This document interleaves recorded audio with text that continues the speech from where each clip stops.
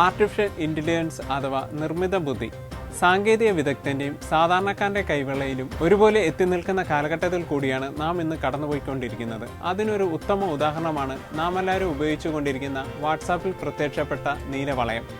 പ്രാഥമിക വിദ്യാഭ്യാസം ഉള്ളവർക്ക് പോലും ഇത് നിസ്സാരമായി ഉപയോഗിക്കാം. ഏതൊരു നവീന ആശയങ്ങളിലും ഗുണദോഷ സമ്മിശ്രത അടങ്ങിയിരിക്കുന്നു. അതേ കാര്യം തന്നെ നമുക്കിവിടെ സാങ്കേതിക വിദ്യയുടെ കാര്യത്തിലും എടുക്കാം. സാങ്കേതിക വിദ്യയുടെ കുതിച്ചുചാട്ടം മനുഷ്യ പുരോഗതിയുടെ വേഗത വർദ്ധിപ്പിക്കുന്നു. അതവന്റെ ചിന്താശേഷിയെ ഹാർഡ് വർക്കിൽ നിന്ന് സ്മാർട്ട് വർക്കിലേക്ക് നയിക്കുന്നു.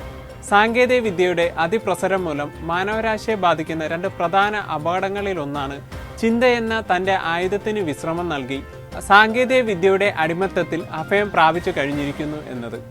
ഇന്ന് മനുഷ്യനിൽ ചിന്തയുണ്ട്, വിചിന്തനം അവനിൽ നിന്ന് ഏറെ അകന്നു പോയിരിക്കുന്നു. സാങ്കേതിക വിദ്യയുടെ പാർശ്വഫലങ്ങൾ നാം അറിയാതെ പല രൂപത്തിലും അനുഭവിച്ചു കൊണ്ടിരിക്കുന്നു. ഇലക്ട്രോണിക് ഗാഡ്ജറ്റുകളുടെ അമിതമായ ഉപയോഗം മാനസിക ആരോഗ്യത്തിനും ശാരീരിക ആരോഗ്യത്തിനും ഹാനികരമായി മാറിയിരിക്കുന്നു. സാങ്കേതിക വിദ്യയെ എതിർക്കാനല്ല ഈ കാര്യങ്ങൾ ഇവിടെ പരാമർശിച്ചത്. സാങ്കേതിക വിദ്യ ഇരുതലയുള്ള ഒരു വാളാണ്. സൂക്ഷിച്ച് ഉപയോഗിച്ചില്ലെങ്കിൽ അത് നമുക്ക് തന്നെ വിനാശകരമായി ഭവിക്കാം. ആയതിനാൽ മനുഷ്യനെന്ന ബുദ്ധിരാക്ഷസന്റെ വിചിന്തനം എന്ന ചരടിൽ സാങ്കേതിക വിദ്യയെ നിയന്ത്രിച്ചുകൊണ്ട് ഭാവിയുടെ പടവൾ കീഴടക്കി നമുക്ക് മുന്നേറാം.